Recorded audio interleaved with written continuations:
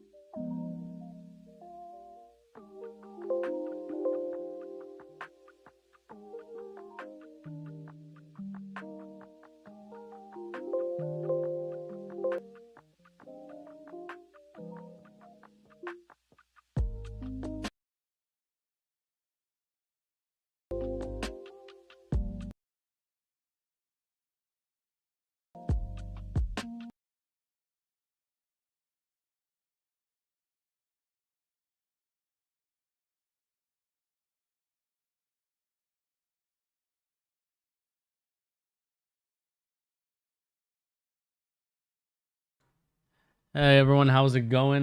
We're just have a little technical difficulties right now. I'm trying to figure out this whole solution really quick. Let me just make sure we're live actually before we start streaming and start doing our thing. Let's get here. Let's go to YouTube. Okay.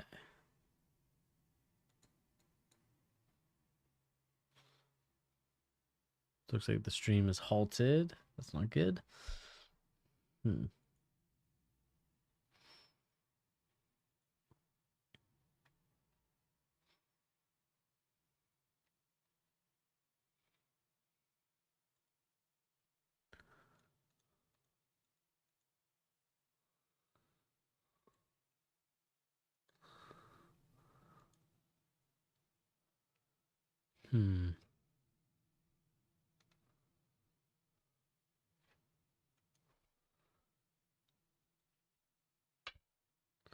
Not sure if we're live or not. Jalen, am I good on your end?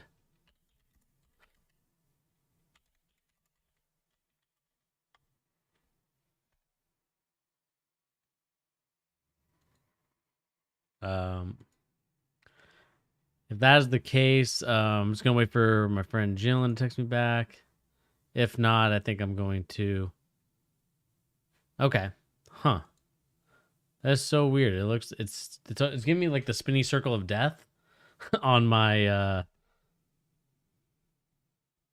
like my YouTube studio and all that. So I'm a little, not gonna say I'm concerned, but a little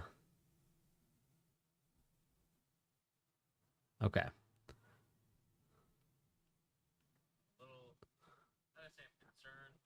Okay. Looks like it does work. So give me 1 second as I try to fix my headset. That's kind of the biggest reason as to why I can't just hear anything right now. So you just give me 1 second. I'm just gonna fix it really quick. Disconnect. Let's try this again.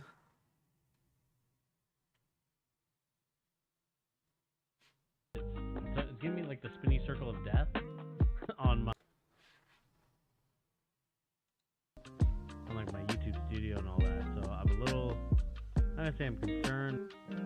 Okay.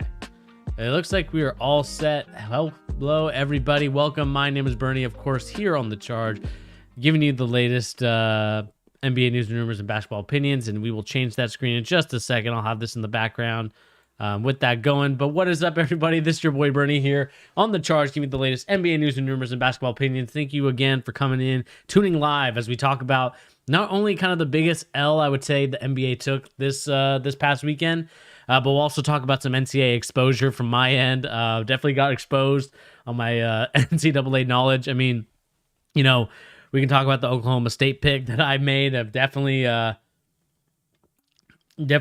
to drink some energy drink or some amino energy for that one, because that was an L. But before we talk about all this stuff that we have to talk about today, this is, of course, your boy Bernie here on The Charge, giving the latest NBA news and rumors and also basketball opinions. And thank you guys once again for joining me here. You know, there's a lot of stuff that we can talk about. Jalen, we can talk about the Mizzou and Oklahoma game. Again, definitely, this is probably one of the weirdest years for NCAA basketball, I'd say, in a very long time. I mean, you know, Oral Roberts, you have Loyola Chicago, who, you know, we could even talk about them becoming the next Gonzaga. I know that many people are going to view them as like a VCU or like a Wichita State, but I do think that they have some sort of power there at Loyola Chicago. They seem to recruit guys that normally would not be recruited, but we will talk about that a little bit later, as we are here to talk about, of course, the first story being the LA Lakers. But before we do, please remember to hit that like button. Also remember to hit that subscribe button. If you're new to the channel, remember, the more likes, the more subscribe, the more people are willing to tune into the channel. Now, of course, the first story of the day has to result from, of course, we'll go live scene and talk about the sad news of LeBron James is going to expect to miss about, you know, half the rest of the season, which is about 16 games. LeBron James is expected to miss several weeks due to a high right ankle sprain. And this is, of course, a very big blow to the LA Lakers. We know that the LA Lakers do rely on LeBron James. And, you know, they were trying to get away with just LeBron James and Dennis Schroeder, especially for these next couple weeks, because we know that they're basically going to save Anthony Davis until the playoffs. It just, we know Anthony Davis right now, I don't think he necessarily has tendinosis. I think it's more so that I mean, obviously I'm not a doctor, so don't quote me on that. But from what I saw, kind of from the injury guy, seems to have a WebMD talking about kind of like how the outside of that tendon is actually just bruised instead of the actual tendinosis, which is the decay and, you know, the deterioration of that Achilles tendon. It just seems like it was just bruised. And again, you know, hopefully, you know, there's no deterioration from Anthony Davis, but unfortunately, it looks like that this is going to be a huge blow to the LA Lakers if they are to lose not only LeBron James, but also Anthony Davis. I mean, if Anthony Davis cannot come back and play at least a couple games for them, then I really don't know how the Lakers are going to be able to do this right now.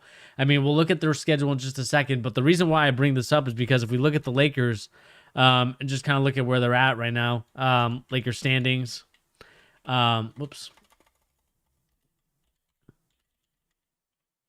And let me just take this part out of here and just look at the standing record for them.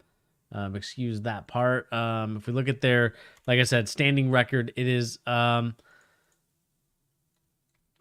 goodness. Oof. I am struggling today. I do apologize for this. Just kind of looking at the standings really quick. You know, they're third in the West right now. Nothing too crazy, but this, of course, this could definitely be a challenging I would say a couple of weeks, honestly. I mean, let's think about this. I mean, if they, I think honestly, if they go however many games are left, I think there was 63, 62 games.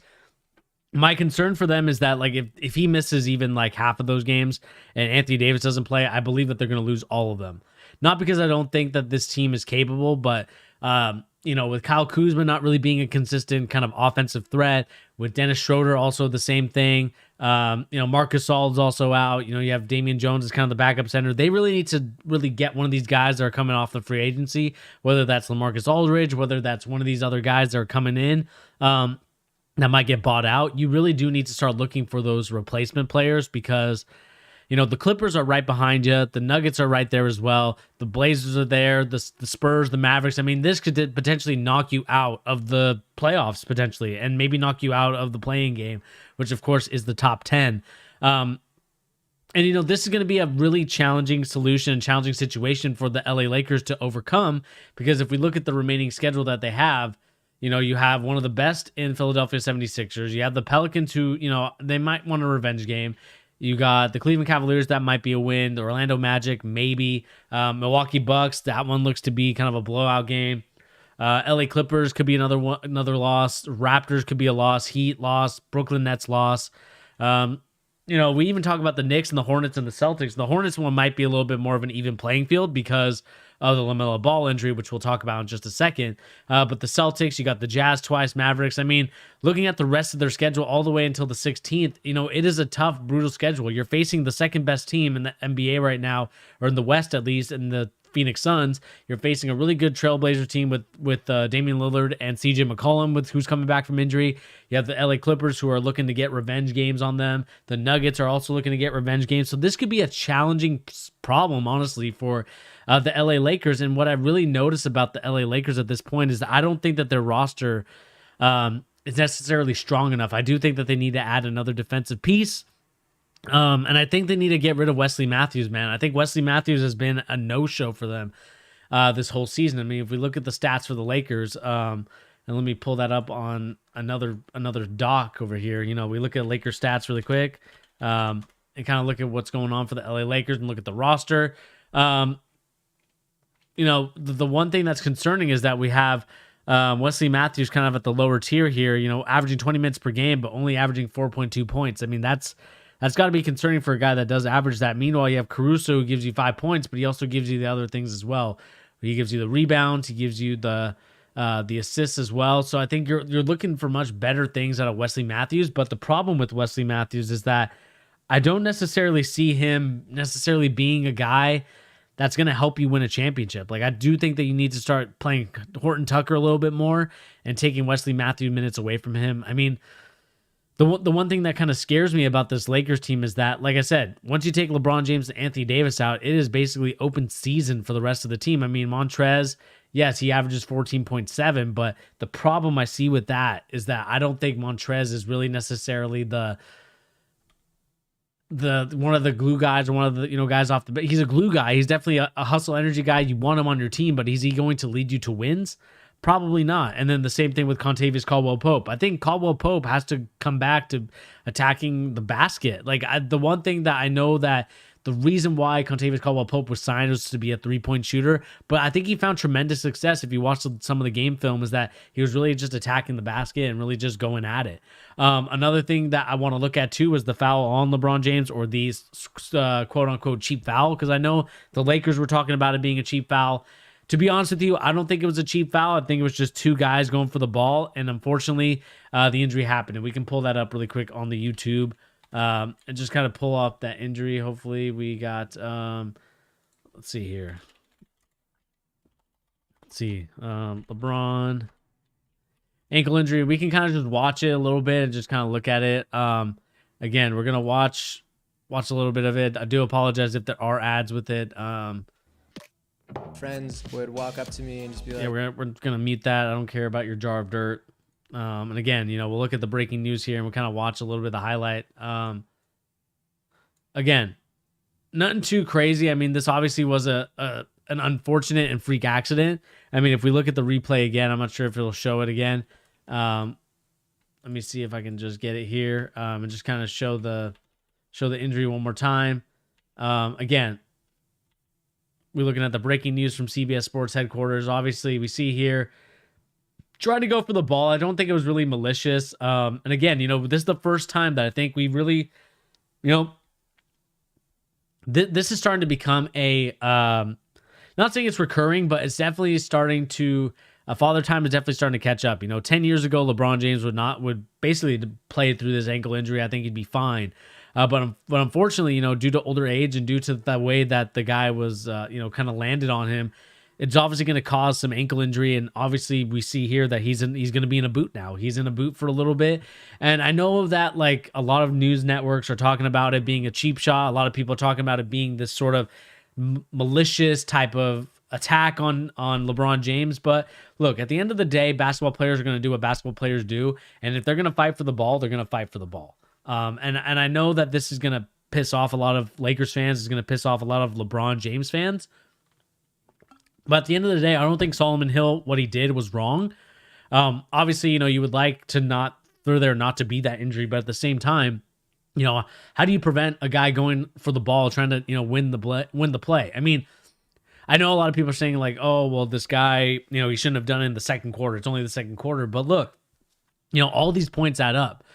Hustle play from Solomon Hill there. He gets the ball back. He gets to the Hawks. That's a definite win. I mean, the Hawks only won by 5 points that game. It just kind of goes to show you the sort of situation that the Lakers are in right now, where now you have to rely on Kyle Kuzma. Now you have to rely on Montrez. Now you have to rely on Caruso. You have to rely on a lot of these players that are definitely not the leading guy on any team, and they haven't been since they were in college. So this is definitely going to be a very interesting situation for a guy like LeBron James. I mean, again, I don't think that it was malicious. I think a lot of people are kind of blowing it out of proportion with the maliciousness. But at the end of the day, I do think that if we are to put blame on anybody, obviously Solomon Hill takes a little bit he probably takes a lot of the blame, to be honest with you. But at the same time, I don't think that this is necessarily like the worst thing in the world. Again, would I like to have not seen that injury happen? Of course. But again, basketball plays are basketball plays. I know that a lot of people are going to be not happy with the injury. Obviously not happy with it. And so, it's just kind of part of sports. As like Gabby says, my girlfriend, she talks about it. I mean, she's an athletic trainer as well. We have an interview podcast if you guys are interested in kind of knowing the ins and outs of being an athletic trainer, but it's kind of the same thing, right? Or kind of the talking points that we made in that podcast. If you guys haven't checked it out, go and check it out. It's just, it just kind of happens. Injuries do happen in the game. It's not like people are out there trying to hurt each other. I mean, it just happens. And so, I think LeBron James, obviously, it's going to take a while. It's going to, like I said, several weeks for him to come back. And then, like I said, we look at the remaining schedule. It is going to be a brutal schedule. Yeah, he could probably get some wins you probably could get some wins here and there. But again, it is going to be a tough ask of the LA Lakers to get that W because, again, you're facing a team that's just chilling with guys like Caruso and Kuzma. I mean, if we look at Kuzma, he's only averaging 12 points a game. 37% from three. I mean, those numbers are probably going to go down for 3-point percentage, but maybe he gets more shots. Maybe he's a better attacker. And again, Dennis Schroeder, same thing. We're going to see his kind of points per game and kind of his contribution to the games are going to be a little bit more. I mean, those guys' points are going to go up. Montrez's points are going to go up. Horton Tucker, we'll see if he can kind of fill in the void. I know his layup package, and, just kind of his finishing is kind of unreal, for a guy that was, not supposed to be in the league to, being one of the contributors off the bench for the LA Lakers. I do like this Lakers team. I think that the bench players, obviously, when you have your two star players out, it does affect you in many certain ways. And, Anthony Davis wasn't playing his best basketball this year. I'll tell you that much. And so, I want to see a little bit of improvement. We'll see where Anthony Davis is at right now as it pertains. I think from what I understand, Anthony Davis is still out. Let's go to AD really quick and just kind of like look at the injury update from Anthony Davis. They're still kind of expected to miss several weeks. That's LeBron James. If we look at sort of like the Anthony Davis stuff, I mean, it's still kind of hopeful. People are still kind of wondering if he could play. But again, it is going to be a tough ask of these Laker players to actually still contribute and still compete in a very competitive manner against teams that are very aggressive and teams that really could get their number. I mean, like I said, we have the Brooklyn Nets. They loaded their super team. They have a crazy team. Even the Boston Celtics not playing their best basketball, but I definitely think that could be a W. You have the Sacramento Kings. That could be a tough matchup. The Milwaukee Bucks, 76ers. I mean, these are just these games in like the next couple days. And so my question and what I'm wondering now is like, what do the Lakers do from here? Do they fold, or do they, battle out and kind of team up together and try to win this game? And that's going to be a very a tough ask from the LA Laker Nation. And hopefully Frank Vogel's got some sort of game plan for that. Him and the coaching staff probably do have some great plans and some great contributions from a couple of guys, but they're going to definitely need that for these next couple of weeks. Because like I said, he misses this week. He misses, another week in April. He's probably not back, honestly, until May. And even then, May, you got like what? 1, 2, 3, 4, 5, 6, 7, 8, 9. You got 9 games. And again, that might be the difference between getting into the playoffs and not getting into the playoffs. So they definitely need Anthony Davis to come back. Like I said, I'm not sure where he's at with his recovery right now. There hasn't been a huge update on it. But I will let you guys know and update you if I do hear anything about Anthony Davis and his ankle injury and what's going on with the LA Lakers at this point. But again, let me know in the comment section down below. What do you guys make of this Lakers news? And let me know what's the big question marks that you have about the LA Lakers. Do you guys think that Kyle Kuzma and Caruso and many of the other players on that team, Marc Gasol, if he gets healthy, are they, let's see if they can get healthy and try and get back into it and see what happens. Because again, this is going to be a very interesting situation to see what's going on. Before we start anything else, guys, I do want to say that unfortunately, the great Elgin Baylor, a Laker legend, has died of natural causes. Unfortunately, as someone that likes to study the game, as someone that knows a lot about basketball, kind of just through watching it through NBA TV and kind of doing my YouTube rabbit hole stuff. Elgin Baylor was a great player for the LA Lakers. He was a great player for the NBA.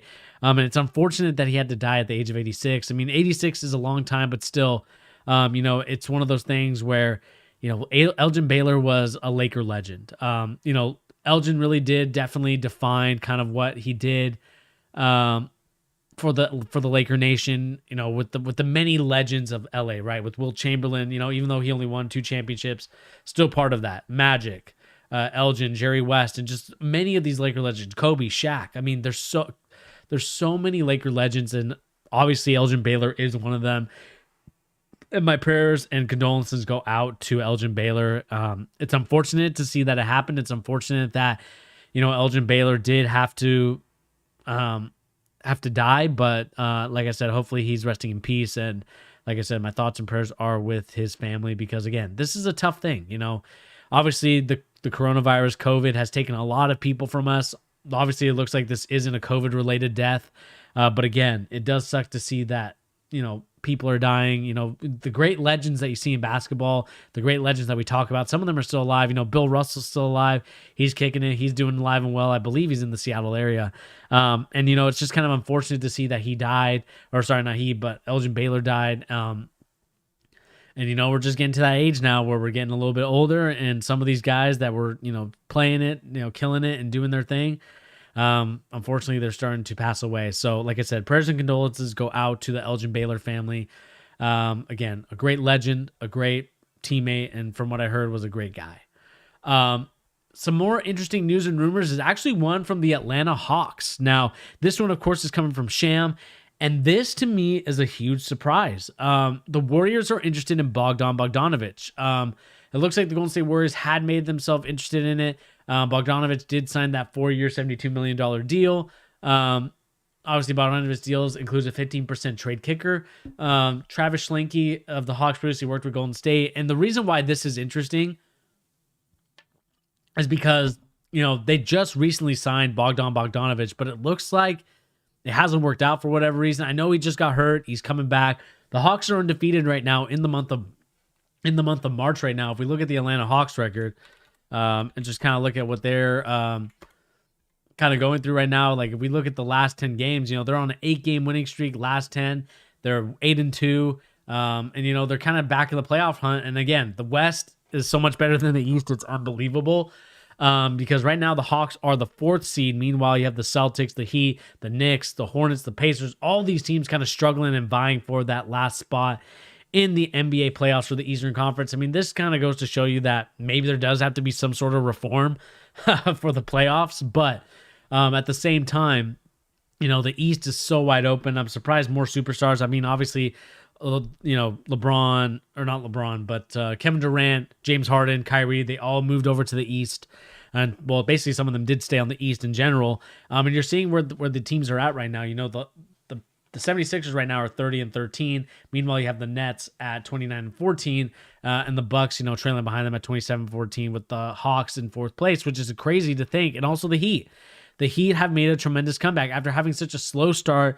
COVID hit them. Jimmy Butler just wasn't playing, lost so much weight. And now that Jimmy Butler's back to kind of Jimmy Butler, you're seeing a much better player, seeing a much better team. And I do think they need to make some trades happen in the NBA deadline to really bolster them to get to the top.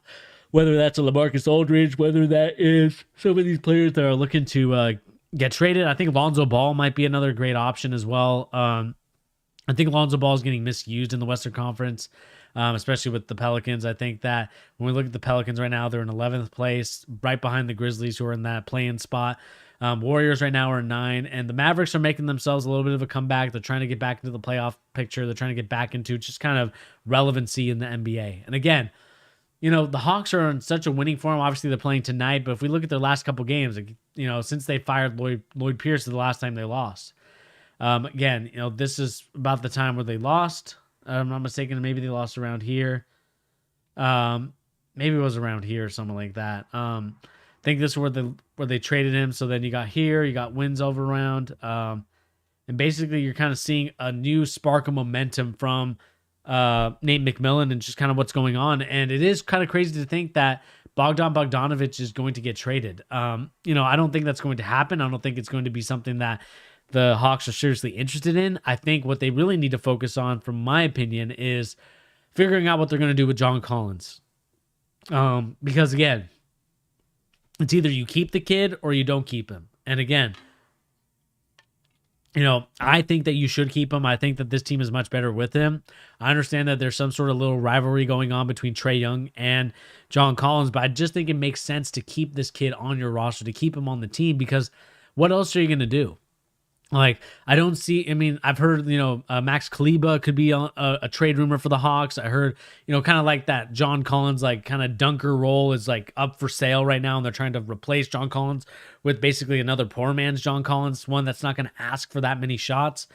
And at the same time, I know that the NBA has changed a lot. I know that the NBA is so different now. But you really do have to rely on these guys. You really do have to rely on a lot of these players. You can't just be one-dimensional with just scoring. I know that the Warriors are able to do it, but you saw that they had to get Kevin Durant in there, who was just, a mid-range scorer, a guy that can, make his mid-range, make his threes, really kind of give you a different look and dynamic on the team. It goes to show you that you still need that in the NBA. As much as the three-pointer does reign supreme, you do need a guy who can get you a bucket in the last minute, because the threes can only take you so far. Now it's about those guys that can make high percentage mid-range jumpers, or even just jumpers in general, to get you past everything. And that's something that I noticed in the college game, is that there was a lot of mid-range pull-ups, by Michigan, by a lot of these teams, Luka Garza as well. You're kind of seeing that in the college game. Obviously, it's different from college NBA. But again, getting rid of a three-point shooter in Bogdanovich, getting rid of John Collins, I don't think that that's the right move. I think that they really should start to look for different areas to improve their team. But the question is going to be, for me, how are they going to do that in a respectable manner? And also, how are they going to do that without getting rid of a lot of players? Cam Reddish might be on the move, DeAndre Hunter. There's a lot of players on this Hawks team that, are movable, but I don't think that it's the right time to move them. I think you let Nate McMillan work with what he's got, see if he can't win with these guys. And, right now they're in 4th place. That's got to say something with about, 30 games remaining left, I believe. So we'll see what happens. And again, the Hawks right now are down to the LA Clippers. I believe it's 15-23. We'll see if the Clippers are able to hang on and win that game. It's only the first quarter, so it's not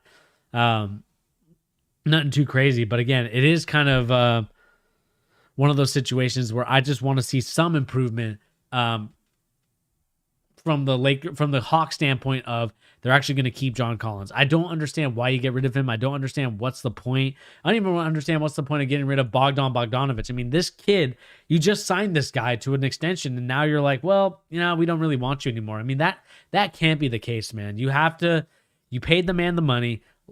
It's obviously, maybe it's not working out the way you wanted it to, but you're going to have to figure something out and make this work, because I think Schlenke's on the hot seat.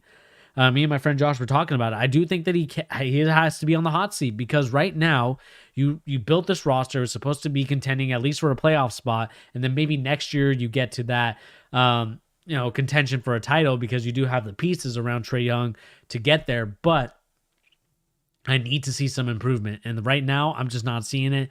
So like I said, let me know in the comment section down below, what do you guys make of this whole situation as it pertains to Bogdanovich?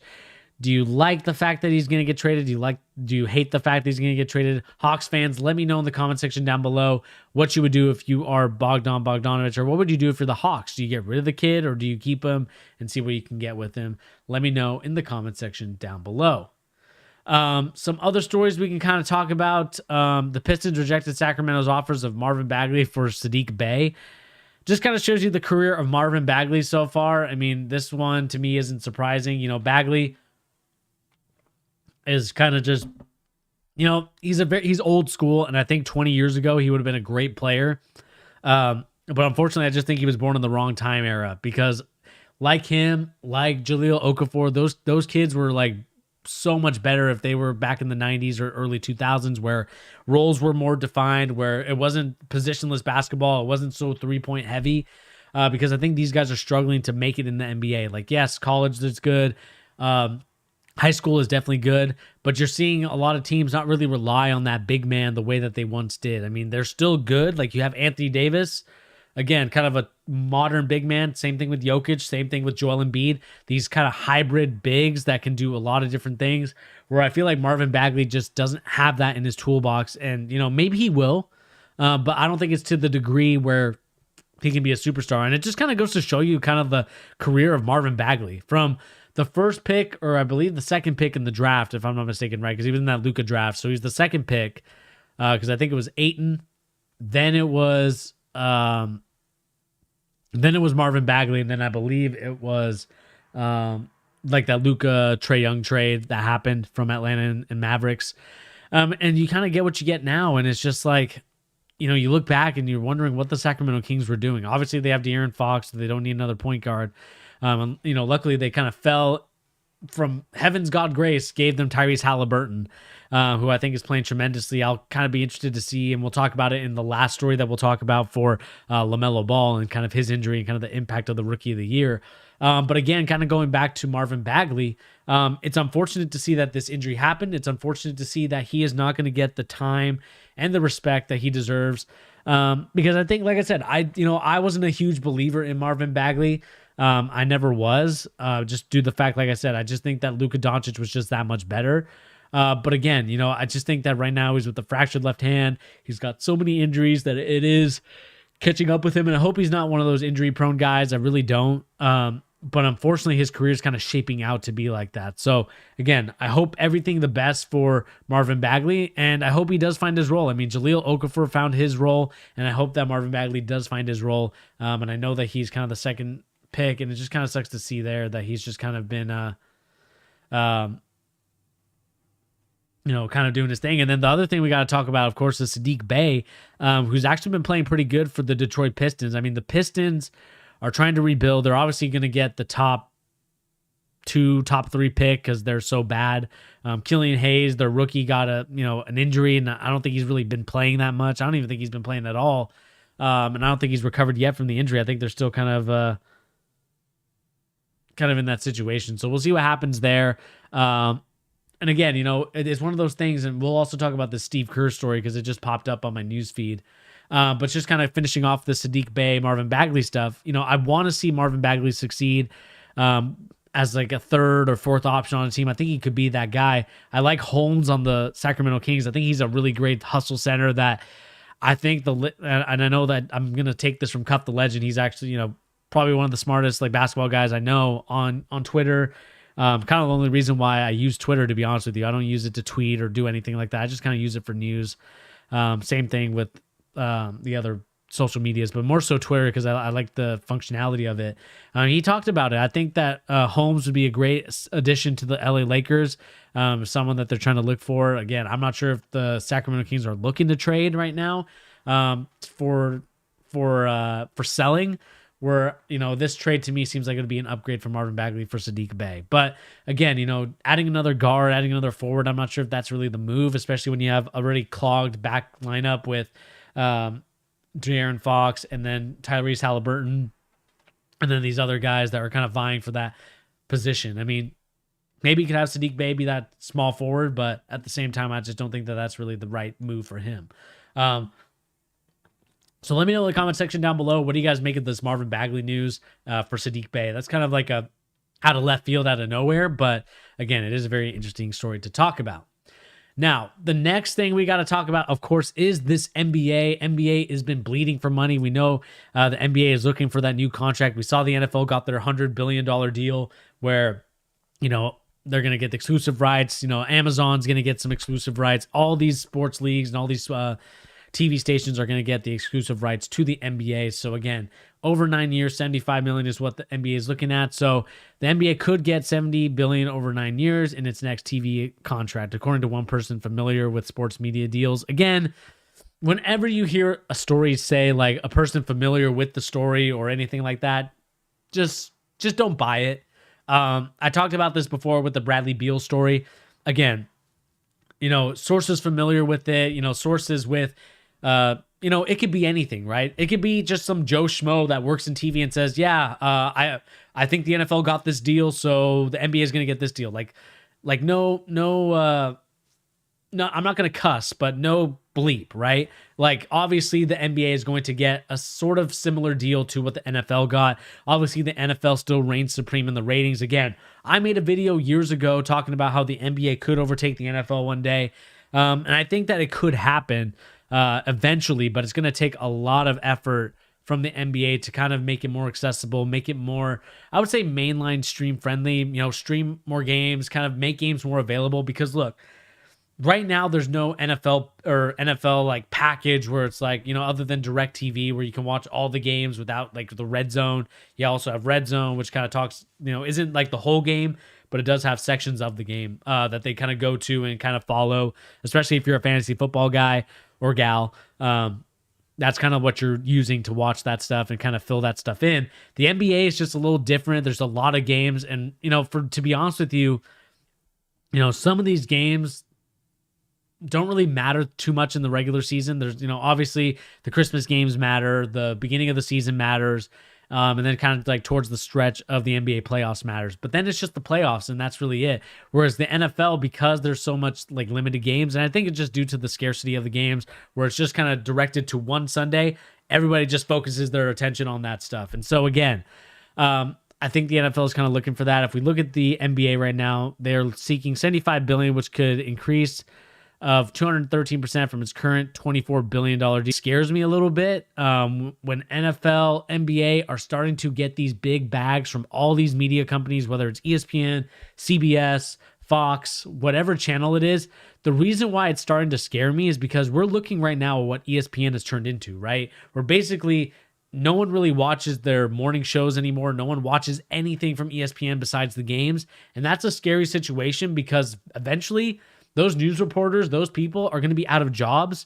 And then we're going to get to a situation where basically you're just going to tune into the game and you're going to have like a robot speak like, tune in next week to see LeBron James take on the Pelicans. Like that's basically what it's going to be on SportsCenter. You're going to see that in a couple of years where they can't pay a Stephen A. Smith anymore. And they're going to have to start using robots and start using AI technology to kind of talk about, the sports where they can animate the emotions. There won't be any verbal mishaps. And I think that's kind of what we're looking at right now. And so this is kind of a scary situation to see because like I said, I want these players to get their money. I want these owners to get their money. I want these executives and coaches to all get their bags. Like I want everybody that's associated with the sport to get their money.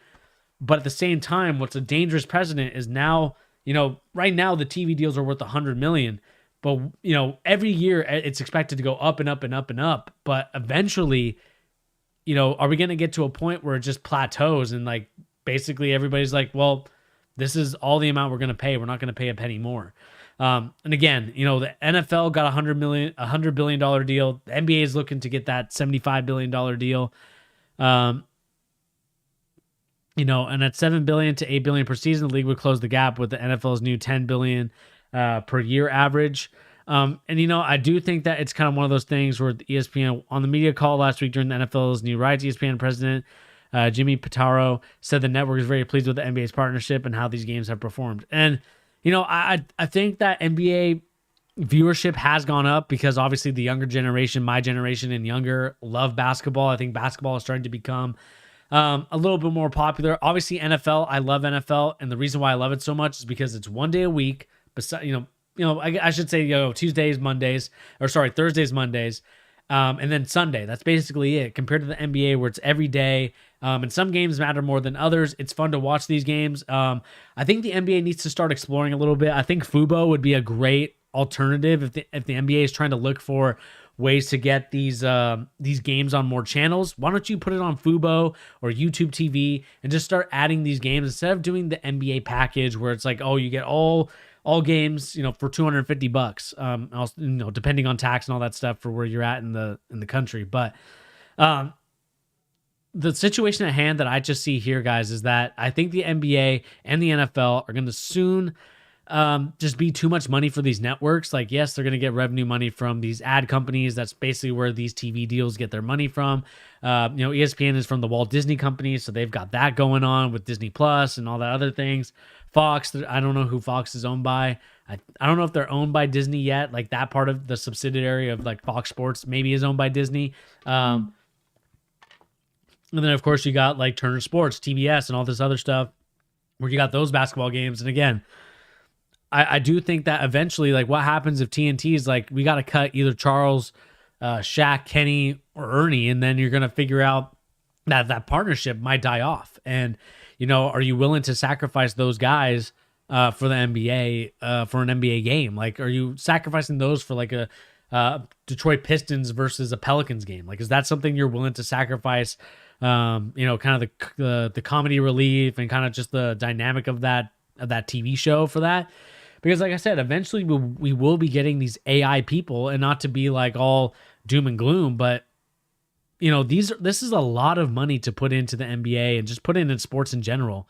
It's great news for everybody that's part of it. But again, it's a little bit concerning, I would say, if you're one of these people that are kind of the media hosts or anything like that, because now you have to use more of like the YouTube scenario, like what I'm doing right now on here. Like, you're going to have to start using that a little bit more. And, do I trust Ernie, Shaq, and Kenny, and Charles to like know this YouTube dynamic? Because YouTube, I feel like, is a very organic, very different than I would say TV. Like, when you see a celebrity or any of these people that are famous try and do YouTube, it's usually met with some sort of criticism, or it's really met with inauthentic kind of like feeling, right? Because they're celebrities. They're Shaq. It's freaking Shaq and Kenny and Charles. Like, these guys are NBA all-stars. Like, and YouTube is more so like the smaller guys, like basically like those small vendors that you see at the mall, right? The ones that are like, hey, come try out my new like gadget toy over here. The ones that sell the t-shirts or have the little gadget toys that you throw on the floor, or like, have the little helicopter, or even like the little iPhone stand where you can get cases and fix your iPhone screen. Like, that's kind of what YouTube is. Like, we are those people. Some people become more successful where they're able to have a bigger store. But right now, most of us, and especially myself, as kind of a smaller YouTuber, we're kind of these vendors in the smaller markets where we're just trying to get people to watch our channel, get people to comment on our stuff. And, it's a hard world out there. Not saying that I'm, begging for likes and views. But if you would like to give one, just remember to hit that like and subscribe button. Shameless plug there. But again, it's just kind of what YouTube is right now. It's an organic place. And my concern is that when you start filling it in with these people that are not so, I would say, organic, or don't really give off that organic feel, then you kind of get exposed a little bit, and you kind of look like the situation that we are right now, where you see these celebrities get onto YouTube and it's like, it's not really that authentic. And so again, let me know in the comment section down below, what do you guys make of this NBA TV deal? I'll probably talk about it a little bit more as it pertains to kind of stocks and when the NBA is trying to look at that option. So again, we will talk about this story specifically because I think numbers and money is very interesting for the NBA and what they try to do from here on out. But that's going to lead us to our final story of the day, and that is, of course, LaMelo Ball. LaMelo Ball fractures a right wrist and presumably is out for the rest of the season. And this is, of course, sources saying to Adrian Wojnarowski. Charlotte's guard LaMelo Ball, the front runner for Rookie of the Year, is expected to miss the remainder of the season with a fractured right wrist, sources say to ESPN. Ball's injury is the area of the thumb and his shooting hand, sources say. Ball won't formally ruled out for the season until after meeting Dr. Michelle Carlson at a hospital's special surgery in New York. Obviously, they have their team doctors. They have a specialist that they go see. The Hornets announced Sunday the evening that Ball went under MRI and initially diagnosed with a fractured bone in the wrist. The team would say Ball would be listed as out indefinitely, and additional updates would be provided when available. And again, we're going to kind of look at this. I believe this is the injury at hand. Let me just double check.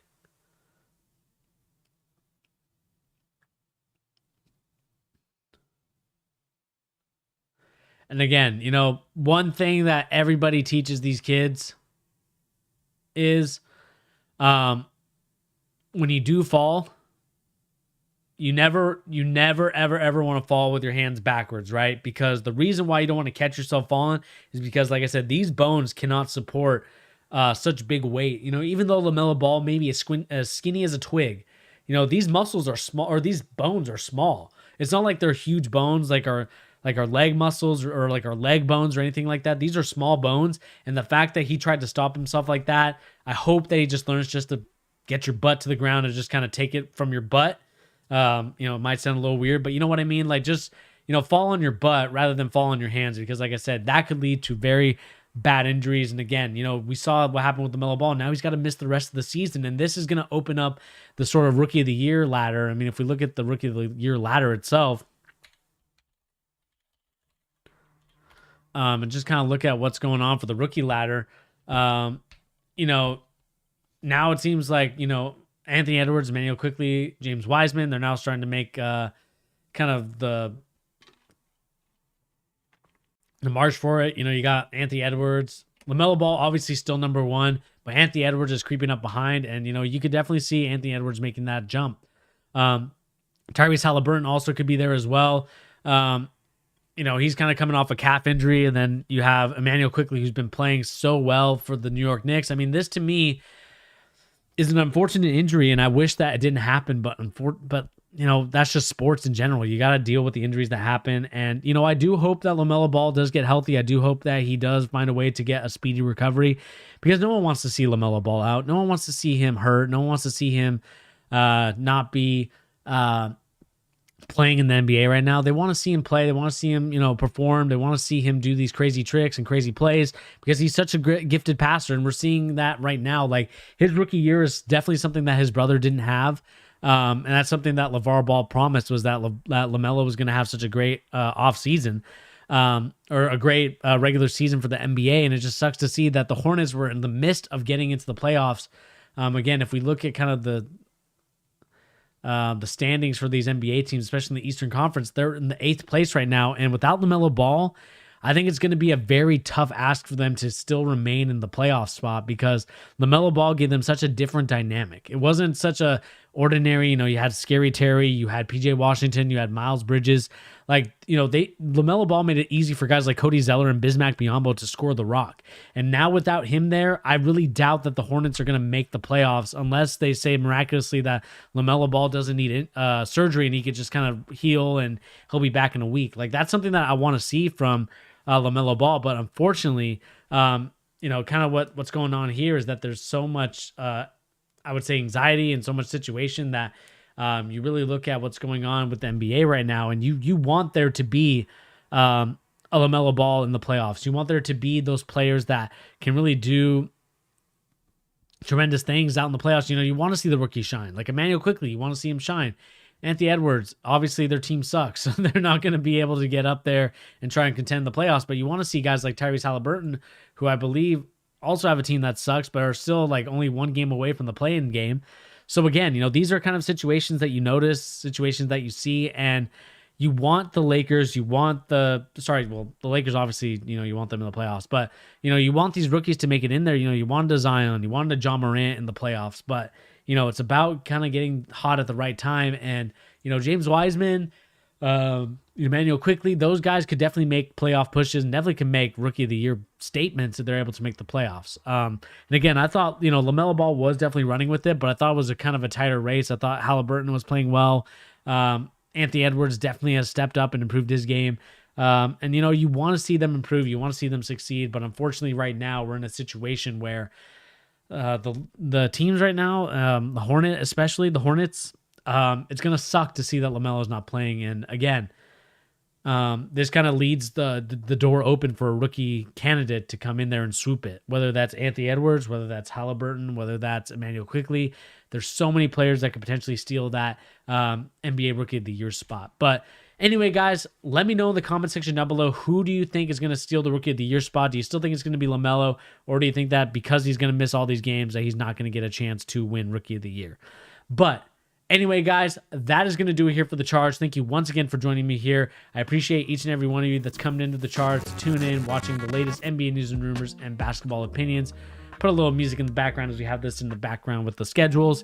I do appreciate each and every one of you that tuned in. I appreciate everybody that's come in to watch The Charge. Again, we are growing. We are so close to that 1,000 subscriber mark. Tell your friends, tell people that The Charge is a basketball channel where we talk about the news and rumors and, of course, basketball opinions. We didn't really get to the NCAA. The only thing I will say is that Cade Cunningham couldn't do it on his own, and unfortunately, that's just kind of the way college basketball is. You have a bunch of seniors, a bunch of juniors. That's gonna triumph over just having a bunch of freshmen and sophomore players that are great players, but definitely don't have the veteran experience that you do see in these older teams that got teams like Gonzaga, Loyola Chicago, Baylor have. But anyway, guys, that is going to do it here for The Charge. Thank you once again for joining me here. Please remember to hit that like button, and also remember to hit that subscribe button if you are new to the channel. Again, the more likes, the more subscribes, the more YouTube recommends my channel to a lot of people. Algorithm is linked to that, so guys, please do your part. Hit that like button and also hit that subscribe button. But anyway, guys, this has been your boy Bernie. Hopefully you enjoy your Monday afternoon, Monday night, whatever time it is, or even if it's Tuesday, if you're watching this over in the on the east side, whether that's China, whether that's Japan, or wherever you're watching this. Hopefully you guys are watching this and having a great time. Anyway, guys, like I said, my name is Bernie. I'll catch you on the next video. Peace.